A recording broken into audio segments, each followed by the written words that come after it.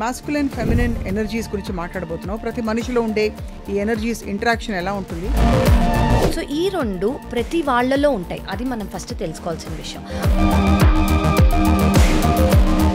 పురుషుల్లో చాలా మందిలో ఉంటుంది ఇలాంటి ఒక energy. They majorly want to be a provider.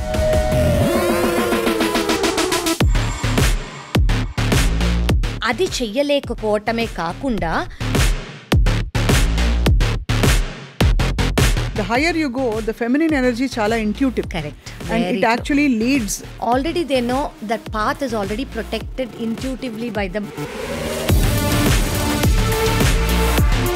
As an individual, ఈ రెండు కలగలిసి ముందరికి తీసుకెళ్ళాలంటే how does it work? అంటే ఇప్పుడు మీకున్న ఇన్సెక్యూరిటీస్ వేరే వాళ్ళ మీద రబ్ చేయటం is not the right way. Correct. మీకు ఇన్సెక్యూరిటీస్ ఉన్నాయని తెలిస్తే యాజ్ అన్ ఇండివిజువల్ రిలేషన్షిప్స్ అని ఒక మిర్రర్ లాంటివి అని చెప్తారు కదా. ఈ కాంటెక్స్ట్ ఏదైతే చెప్తున్నావనో ఇవి ఆబ్వియస్లీ స్పౌజల్ అండ్ రొమాంటిక్ రిలేషన్షిప్స్లోనే ఈ కైండ్ ఆఫ్ మిర్రరింగ్ జరుగుతుంది. కరెక్ట్. ఇంబ్యాలెన్సెస్ బికాజ్ అన్న చెల్లెలతో కానీ నాన్న కూతురుతో కానీ ఈ ఇంబ్యాలెన్సెస్ మనకి ఎక్కువ తారసపడవు. స్టార్టింగ్లో అంతా బాగుంటుంది, ఎందుకంటే వాళ్ళ ఒరిజినల్ సెల్ఫ్ అనేది బయటికి రాదు. ఆ వాల్స్ అనేవి కిందకి దించేశాక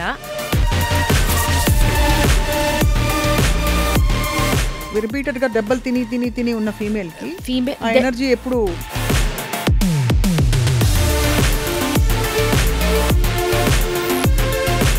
దానివల్ల ఉమెన్ అనేది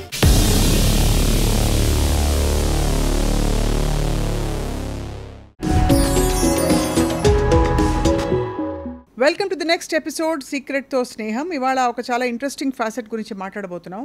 మనకి స్త్రీ పురుష తత్వాలు అన్నీ కూడా అందరిలో ఉంటాయి.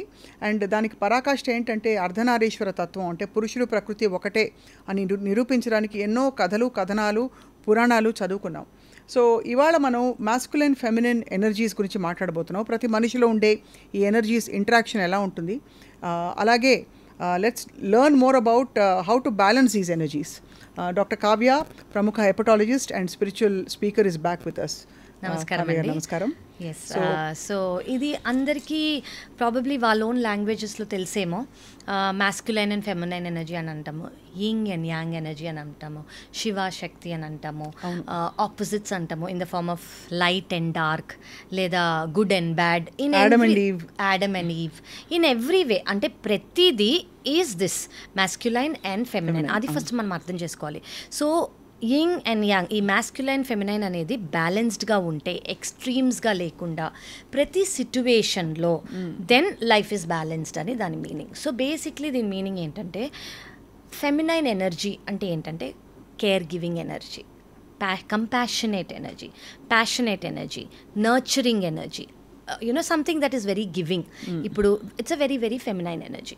మాస్క్యులైన్ ఎనర్జీ అంటే ఏంటంటే ఒక ప్రొవైడింగ్ ఎనర్జీ, ఒక ప్రొటెక్టింగ్ ఎనర్జీ, ఒక గివింగ్ ఎనర్జీ, అంటే as a form of family care taker లాగా. So that is like a masculine energy and feminine energy is this.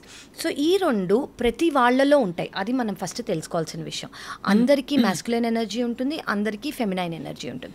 For example, నేను అర్థం కాదని చెప్తున్నాను ఇది. ఎవరికన్నా ఒక అమ్మాయి అనేది సడన్గా మిడ్ నైట్ ఒక 12-1 కార్ ఆగిపోయింది, ఫోన్ పనిచేయట్లేదు. సో తను she went to knock the door.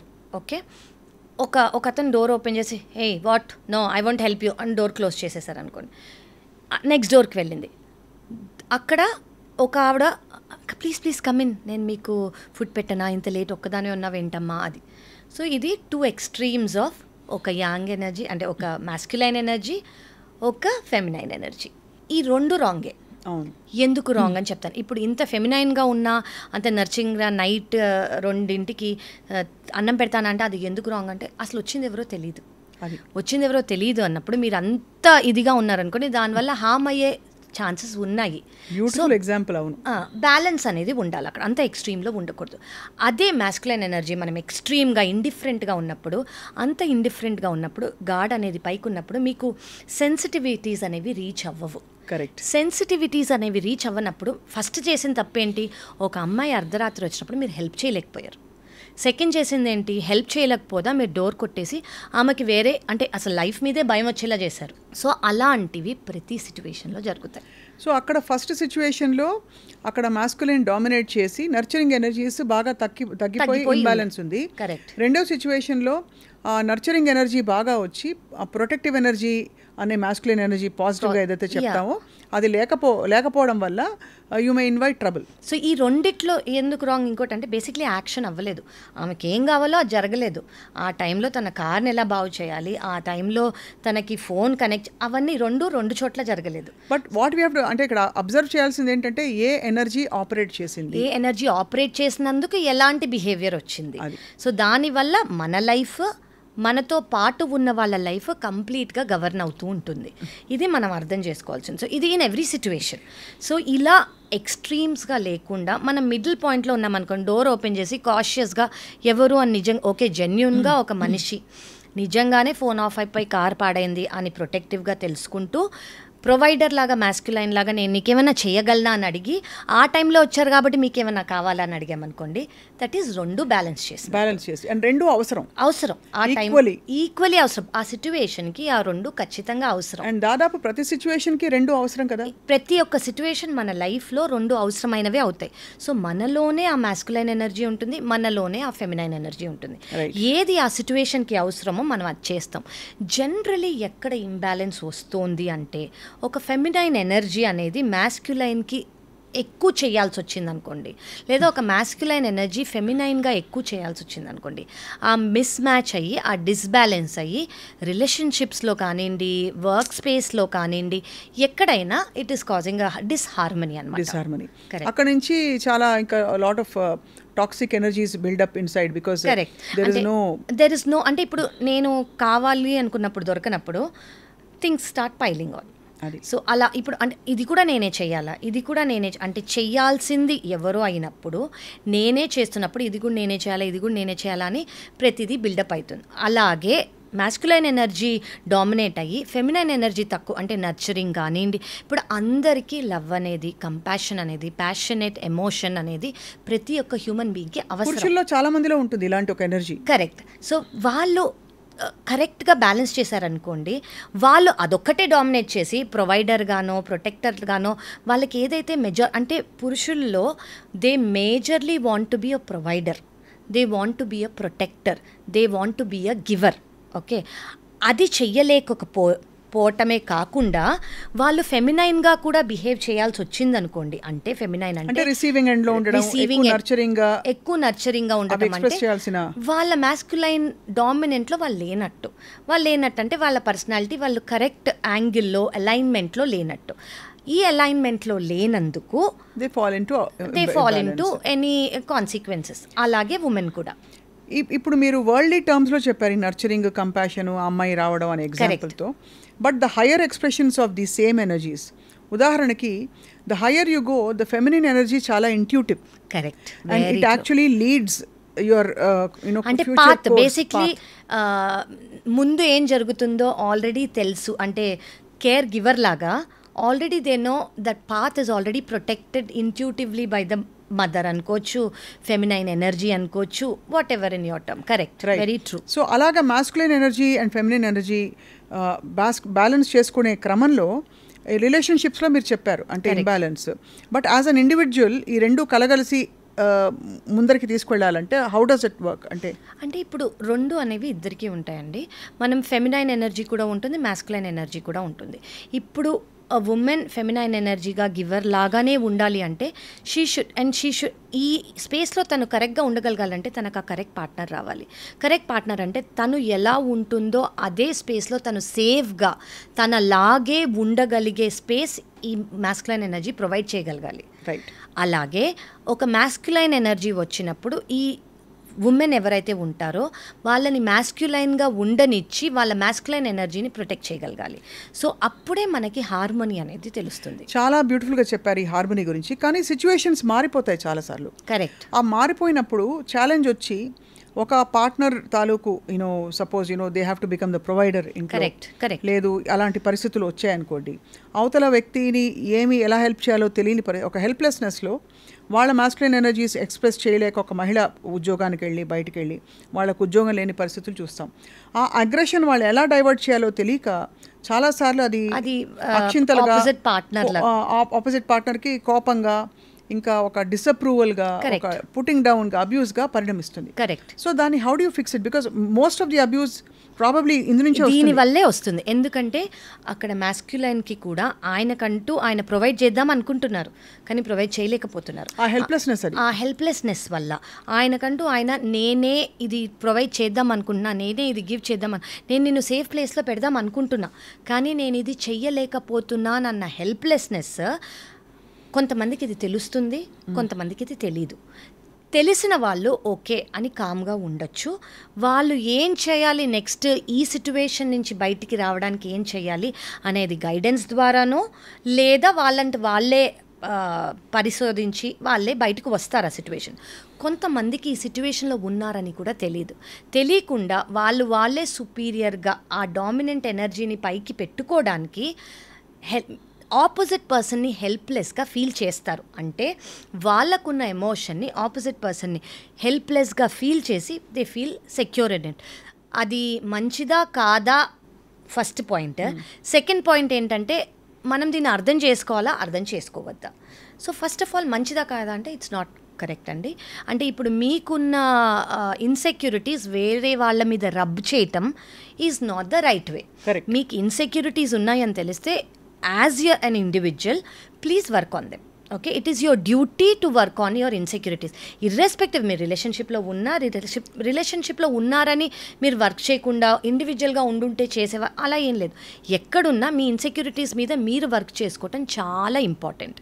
Second thing ఏంటంటే ఆపోజిట్ పర్సన్ ఒకవేళ ఒక ఎన్లైటెండ్ ఫెమినైన్ ఎనర్జీ అనుకోండి, వాళ్ళకు ఒకవేళ అర్థమైంది అనుకోండి ఇది ఇన్సెక్యూరిటీ ద్వారా ఈ బిహేవియర్ వస్తుంది, ఒకవేళ హెల్ప్ అనేది ఆఫర్ చేయగలిగితే వాళ్ళు చేస్తే వీళ్ళు వినే కేటగిరీలో ఉన్నారు అని అనుకోండి, ఖచ్చితంగా వాళ్ళు అది యాక్సెప్ట్ చేస్తారు. అదే ఒకవేళ లేరు అని అనుకోండి, వినే కేటగిరీలో లేరు అనుకోండి, మనం ఇందాక అనుకున్నట్టు వాళ్ళ మెమరీ ఏదైతే ఉందో అదే దానిలా యాక్ట్ చేయిస్తుంది. సో ఆ మెమరీని బ్రేక్ చేయడానికి వాళ్ళే హెల్ప్ చేయగలరు. They have to help them. So అప్పుడు రెండో వాళ్ళు ఏం చేయాలని సేపు సో మీరు అర్థం చేసుకోవాల్సింది ఏంటంటే మిమ్మల్ని ఇక్కడ ఎఫెక్ట్ చేస్తుందా, ఎఫెక్ట్ చేయట్లేదా. ఎఫెక్ట్ చేస్తుంది అంటే మీరు ఆ సిచ్యువేషన్ నుంచి బయటికి వచ్చేయాలి. బయటికి వచ్చేయటం అంటే ఆ రిలేషన్షిప్లోంచి బయటికి వచ్చేయటం కాదు, జస్ట్ ఆ సిచ్యువేషన్లోంచి డిటాచ్ అవ్వటం, దాన్ని బయట మనిషిగా చూడటం. ఓకే ఈ జాబ్ లేదనో, లేదా గివింగ్గా లేరనో, లేదా ప్రొవైడ్ చెయ్యలేకపోతున్నారనో ఈ ఇన్సెక్యూరిటీస్ వస్తున్నాయి, సో ఆయనకి ఈ ఎమోషన్స్ అనేవి దానివల్ల ఫ్లో అవుతున్నాయి, ఫ్లో అవ్వనేంటి, ఇది నన్ను అనటం కాదు సిట్యువేషనల్గా అంటున్నారు అని వదిలేసేయటం జాలిగా, లేదా అర్థం చేసుకొని. లేదు మీ ఇన్పుట్స్ ఆపోజిట్ ఫెమినైన్ ఇన్పుట్స్ తీసుకున్నారనుకోండి, వాళ్ళని హెల్ప్ చేసుకోగలిగితే ఖచ్చితంగా వాళ్ళ సిచ్యువేషన్ నుంచి బయటికి రాగలరు. So suppose same thing opposite side చూద్దాం. మహిళలు చాలామంది రిలేషన్షిప్స్ కాంటెక్స్లో ఎస్పెషలీ వాళ్ళ own feminine is not validated enough. Correct. అంటే వాళ్ళు అంత ఫీల్ అవ్వాల్సినంత సహజ స్వభావంలో వాళ్ళు ఉండకపోవడం, పరిస్థితుల కారణం, బాధ్యతలు కావచ్చు, ఇంకోటి కావచ్చు, లేదా nature of their world and society and profession కావచ్చు. అలాంటి పరిస్థితుల్లో how do they balance of and ఒక పక్కనుండే పురుషుడినో భర్తనో ఎక్కువ పొసెసివ్గా లేకుండా ఉండి చేయడానికి ఏం చేయొచ్చు అంటారు? సో ఫస్ట్ ఐడియల్ సినారియో ఏంటి అంటే వీళ్ళు సేఫ్ ప్లేస్లో ఫీల్ అవ్వగలగాలి. ఫెమినైన్ ఎనర్జీలో ఫీమేల్ అనేది ఫీల్ అవ్వగలిగితే, మాస్క్యులైన్ ఎనర్జీలో సేఫ్ అనేది మాస్క్యులైన్ ఫీల్ అవ్వగలిగితే వాళ్ళలో వాళ్ళకి నో ఫస్ట్ వాళ్ళలో వాళ్ళకి. సెకండ్, మీరు ఏ పార్ట్నర్, ఇంకోటి కూడా తెలుసుకోవాలండి, wounded person will get a wounded partner. Okay, so ఇప్పుడు వూండెడ్ పర్సన్ అంటే ఏంటి అంటే ఎవరికన్నా పాస్ట్లో ఉన్న ట్రామాని కానివ్వండి, ఏదన్నా వాళ్ళకైనది రిపీటెడ్ ప్యాటర్న్స్లో అవుతుంది, వాళ్ళు అదే అట్రాక్ట్ చేస్తారు, ఎందుకంటే వాళ్ళు అదే బ్యాగేజ్తో వస్తారు కాబట్టి. సో ఫస్ట్ వాళ్ళని వాళ్ళు హీల్ చేసుకోగలిగితే ఈ ఆపోజిట్ పర్సన్ కూడా హీల్డ్ పర్సనే వస్తారు. ఓకే, అది ఫస్ట్. సెకండ్ థింగ్, ఓకే వాళ్ళు ఇందులో ఉన్నారు, ఇప్పుడు ఇందులో ఉన్నప్పుడు మనం ఏం చేయాలి, దీనిలో మనం నేర్చుకోవాల్సింది ఏంటి, దీనిలోంచి మనం ఎఫెక్ట్ అవ్వకుండా ఉండాల్సింది ఏంటి. నేర్చుకోవాల్సింది ఏంటంటే ఇది మీకు ఒక పర్పస్ కోసం అయ్యింది. ఆ పర్పస్ ఏంటి, మీరు ఏం నేర్చుకోవాలి అందులో, మీరు ఆ సిచ్యువేషన్లో మీకు ఫస్ట్ రిపీటెడ్గా అవుతుందా, రిపీటెడ్గా అవుతుందంటే ఎందుకు అవుతుంది, మీలో మీరు ఏం చేస్తున్నారు అది మళ్ళీ మళ్ళీ మళ్ళీ మళ్ళీ అవ్వడానికి. ఇది మీలో, వాళ్ళలో కాదు. ఆ మీలో మీరు ఏం చేస్తున్నారు అది నో అని మీరు బౌండరీస్ డ్రా చేయలేకపోతున్నారా, లేదా మీకు ఇన్సెక్యూరిటీ ఉంది, మీరు ఇన్ఫీరియర్గా ఫీల్ అయ్యి అది వాళ్ళ మీద రబ్ చేస్తున్నారా, లేదా మీ పాస్ట్ బ్యాగేజ్ వల్ల మీరు ఒక కైండ్ ఆఫ్ ఇన్ఫ్లుయెన్స్, ఒక బిహేవియర్ వల్ల మీకు ఆ ఇన్ఫ్లుయెన్స్ ఉండి అది చూస్తున్నారా, అదే వాళ్ళు అని అనుకుంటున్నారా, మీ ప్యాటర్న్ ఏంటి, అది మీలో ఎందుకు ఇది రిపీట్ అవుతుందని ఫస్ట్ మిమ్మల్ని మీరు చూసుకోవాలి. మిమ్మల్ని మీరు చూసుకున్నాక మీకంటూ ఆ అవేర్నెస్ అనేది వచ్చిందనుకోండి, ఫస్ట్ ఆ ప్యాటర్న్ని రిపీట్ అవ్వకుండా, చాలా కష్టం ఇది, మనకి తెలిసింది మనం కంఫర్టబుల్ అయినది చెయ్యకపోవటం, మనం వేరే రియాక్షన్ ఇవ్వటం, మనకి చాలా అలవాటైపోయిన సరౌండింగ్స్లో ఉండకూడదు అని డిసైడ్ అవ్వటం చాలా డిఫికల్ట్ డెసిషన్. కానీ మనకి ప్యాటర్న్స్ అనేవి రిపీట్ అవుతున్నప్పుడు మనం చేయాల్సింది అదొక్కటే, అది మనం తెలుసుకోవాలి. సో ఈ సిచ్యువేషన్ మనకి అదే టీచ్ చేస్తుంది. సో మనం టీచ్ చేయకుండా ఇఫ్ యూర్ రన్నింగ్ అవే, ఆ ప్రాబ్లం నుంచి మనం పరిగెత్తుకుంటూ వెళ్ళిపోతున్నాం అనుకోండి, ఇంకొక సిచ్యువేషన్లో టీచ్ చేయడానికి ట్రై చేస్తాం. అంటే బేసికలీ మీరు అనేది బయట పరిష్కారాలు వెతికి ఇదేదో సరిగ్గా లేదని చెప్పి మనం పారిపోతున్న కొద్దీ ఆ సమస్య మన లోపల ఉంది, అది ఎప్పటికో అప్పుడు సాల్వ్ చేసుకునే సంకల్పంతోనే మనం బయలుదేరాం కాబట్టి అది ఎక్కడికొక్కడ మళ్ళీ తారసపడుతుంటారు. 100% అండి. ఇక్కడ కాకపోతే ఇంకో 2 ఏళ్ళ తర్వాత, ఆ 2 ఏళ్ళు కాకపోతే మనం లెసన్ అంటూ లెర్న్ చేసుకోలేదనుకోండి, ఇంకొక ఫామ్లో, ఇంకొక మనిషి రూపంగానో, ఇంకొక ఇన్సిడెంట్ రూపంగానో మీకు అది లెసన్ టీచ్ చేయడానికి ట్రై చేస్తూనే ఉంటుంది. ఇప్పుడు మనం అనుకున్నట్టు ఒక కర్మ, ఒక యాక్షన్ అనేది మనం డిఫరెంట్గా రియాక్ట్ అయితేనే మనం ఆ కర్మ నుంచి విముక్తులం అవుతాం. అది మీ చేతిలో ఉంది. మీరు ఎంత అంటే దానికి చాలా సంకల్పం అవసరం అండి, మీరు అన్నట్టు దానికి చాలా ధైర్యం అవసరం. ఈ 2 ఓకే నా మంచి కోసమే నేను ఇది చేస్తున్నాను అని మీరు అనుకోగలిగితే ఖచ్చితంగా మీరు అది చేయగలరు. మీరు అది చేస్తే ఆటోమేటిక్గా చాలా ఎవెన్యూస్ ఇలా ఓపెన్ అయిపోతూ ఉంటాయి. మీకు ముందు కూడా ఇందులో కూడా ఇందులో చేశాను కదా, అలా మీకు అట్లీస్ట్ ఒక 10 కనిపించేస్తాయి. మీకు ఒక్కసారి చేశారు కాబట్టి ధైర్యం అనేది ఆటోమేటిక్గా వస్తుంది. మీరు సెకండ్ది కూడా చేయగలరు, థర్డ్ది కూడా అలా ఆటోమేటిక్గా మీరు చాలా బ్లాక్స్ అనేవి మీలో మీరే హీల్ చేసుకోగలరు. బై జస్ట్ బీయింగ్ అవేర్ ఒకటి, అండర్స్టాండింగ్ ఒకటి, ఆ విజ్డమ్ అనేది ఈ ప్రాబ్లం దీనివల్ల వచ్చింది అన్న విజ్డమ్ ఒకటి, థర్డ్ ఆ ధైర్యమైన స్టెప్.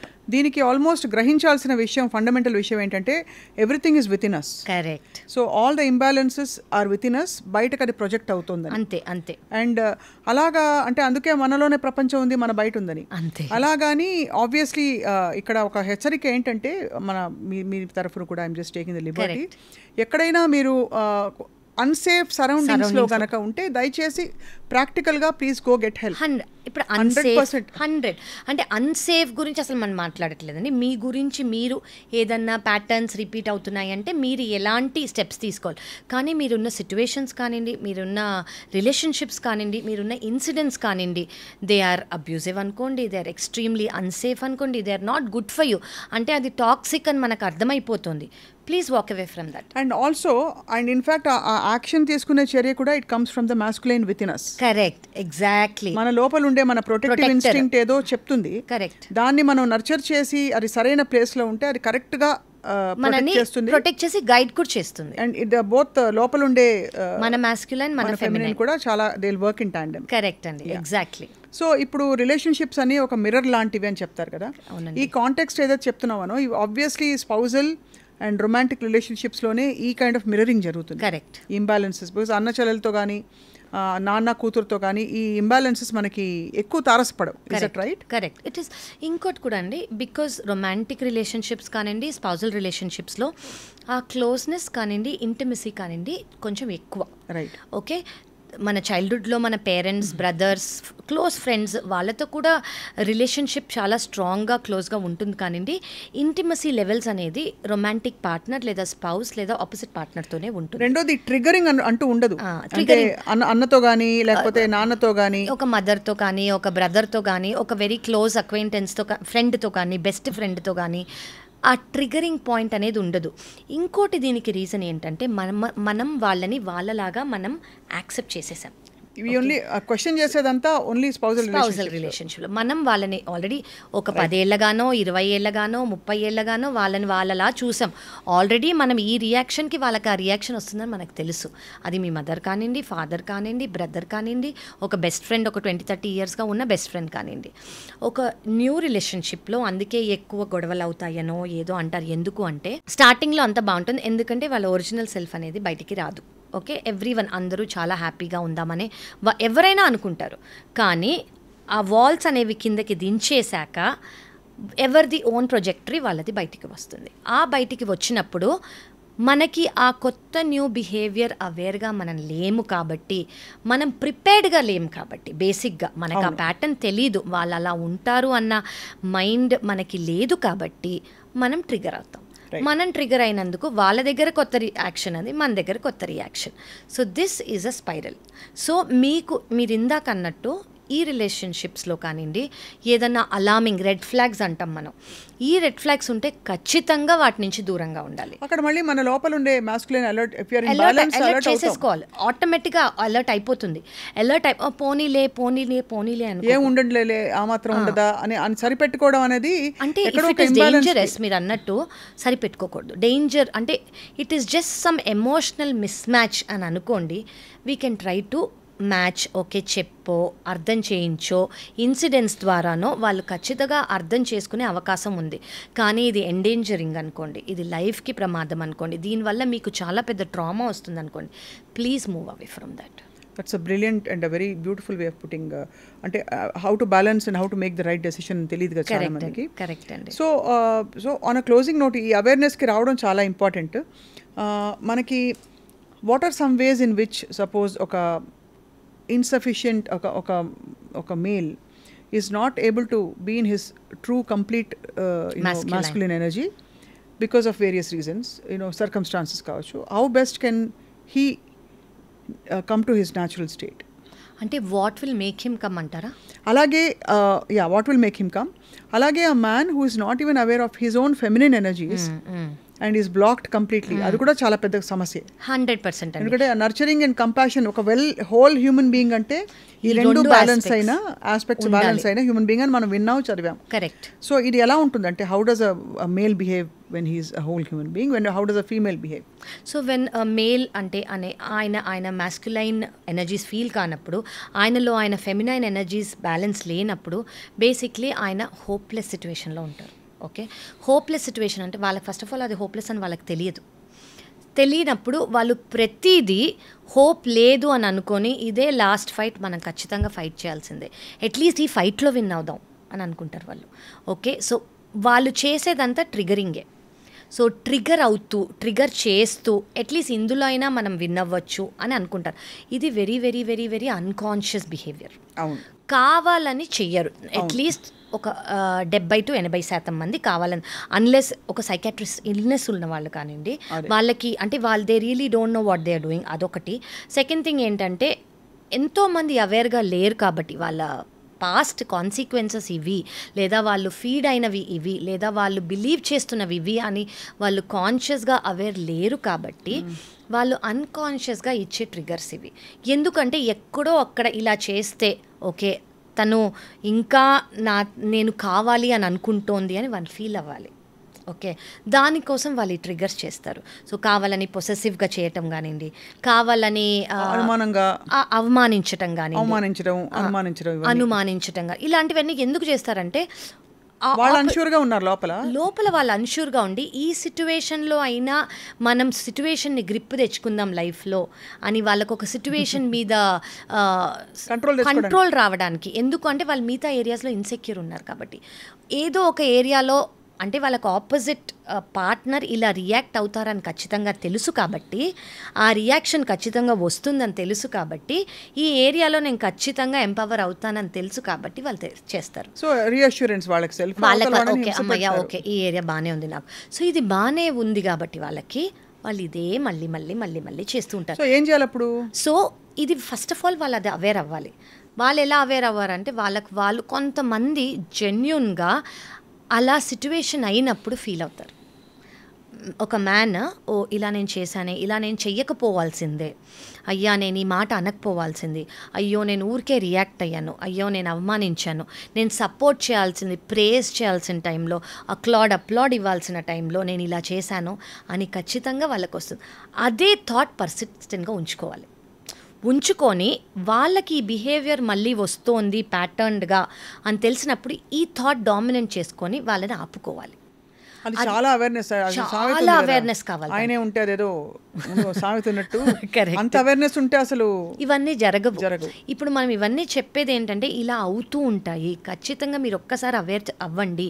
మీకు ఏదో బాధ ఉండుంటుంది, ఏదో ఒక ట్రామా ఉండుంటుంది, దానివల్ల మీ బిహేవియర్స్ అనేది ప్యాటర్న్స్గా ఫామ్ అయిపోయాయి, ఒక్కసారి తెలుసుకోండి అని చెప్పడమే మన ప్రయత్నం. అలాగే ఫీమేల్ రిపీటెడ్గా దెబ్బలు తిని ఉన్న ఫీమేల్కి ఎనర్జీ ఎప్పుడు మ్యాస్కులైన్ అయిపోతారు. ఏమవుతారంటే వాళ్ళు దెబ్బలు తిని అవమానాలు, అనుమానాలు, అంటే నువ్వు ఎక్కడికి వెళ్తున్నావు, నువ్వెందుకు ఇది, నువ్వేం చేయలేదు, ఇది నీ డ్యూటీ నువ్వు చేయటము, అట్లా చాలా మంది నువ్వేం చేసావు, నువ్వేంత గ్రేట్గా చేయలేదు కదా, ఇది నీ డ్యూటీ మాత్రమే అని అనుకుంటూ వాళ్ళు ప్రొవైడ్ చేసేది అప్లాడ్ చేయకుండా, అప్రిషియేట్ చేయకుండా వాళ్ళని సకం చేస్తూ దానివల్ల ఉమెన్ అనేది మ్యాస్కులైన్ అయినందుకు కూడా గొడవలు అవుతాయి. సో బేసిక్లీ నువ్వు నీలాగా లేవు, నువ్వు ఎందుకు ఇలా మారిపోయావు, నువ్వు ఏంటి ఇలా అయిపోయావు, ఫస్ట్ అది జరగడానికి రీజన్ ఏంటి, అలా ఆ మనిషి అయిపోవడానికి రీజన్ ఏంటి అనేది ఒకసారి ఇద్దరు కూర్చొని మాట్లాడగలిగే ఒక హోప్ఫుల్ రిలేషన్షిప్ అనుకోండి, ఖచ్చితంగా కూర్చొని మాట్లాడాలి. నేను ముందు ఇలా ఉన్నాను కానీ నువ్వు ఇలా మారావు కాబట్టి నేను ఇలా అయ్యాను అని. అలా హోప్ లేని రిలేషన్షిప్ అనుకోండి, ఖచ్చితంగా కౌన్సిలింగ్ అనేది వెళ్ళాలి. సో ఇది మీకు అంటే ఇది యాజ్ అన్ అవుట్ సైడర్, అంటే మీరు అవుట్ సైడ్ రాలేరు, అవేర్గా లేరు అని అనుకోండి. ఇప్పుడు ఏ పర్సన్ అయినా అవేర్ అవ్వాలి. అది మీ హెల్ప్ ద్వారా మీరు అవేర్ అవుతారా, ఇతరుల హెల్ప్ తీసుకొని అవేర్ అవుతారా? మీరు రాలేకపోతున్నారంటే ఖచ్చితంగా అవుట్ సైడ్ హెల్ప్ తీసుకోండి. ఒకటి మాత్రం క్లియర్, ఎవరికి వాళ్ళు బ్యాలెన్స్లో ఉండడం అనేది it's a beautiful point of peace. Correct, it is peace completion and that's how we should be. మన అందరికీ అది ఐడియల్ అని తెలుసు. ఇప్పుడు మనకు అది ఐడియల్ అని తెలిసినప్పుడు అలా లేనందుకే మనకు వచ్చే బాధలన్నీ. సో మనకు ఆల్రెడీ దిస్ థింగ్ ఇది ఐడియల్ అది తెలుసు. సో అది అవ్వడానికి మనం ప్రయత్నాలు చేయొచ్చు. రైట్, మనం ఇలాగ మాస్కులిన్ ఫెమినిన్ బ్రాడ్గా మాట్లాడుకున్నాం. ఇప్పుడు ఇతర దేశాల్లో 200 జెండర్స్ ఉన్నాయట ఇప్పుడు. కరెక్ట్, అంటే రకరకాల ఐ దెమ్ దే, రకరకాల I don't know how they are struggling and how they feel in their bodies. But for now I think this a very broad kind of approach. Correct. To how to balance yourself. Correct andi. Now I'll close on this with this line from Sitaram Sastri gari paata. Gallu gallu gallu antu Swarnakamalanlo Bhanupriya gariki mana Venkatesh gariki madhya jarige dialogue lo they challenge each other. Correct. Ante prashna samadhanam laga అందులో అంటారు ఆయన, నటరాజు స్వామి జటాజూటిలోకి చేరకుంటే విరుసుకు పడు సురగంగకు విలువేముంది. Very true, so beautiful. I always used to message him about this song. గురుగారు భౌతికంగా లేరు కానీ ఆయన పాటని ఇలా గుర్తు చేశారు ఇవాళ. But this is a beautiful thing we discussed today. Totally. Dr. Kavya, thank you so much. We're all blessed. Pleasure is mine. So lovely to listen to you singing live ga. Thank you so much for that. Thank you, Andy, and thank you all for watching. Thank you.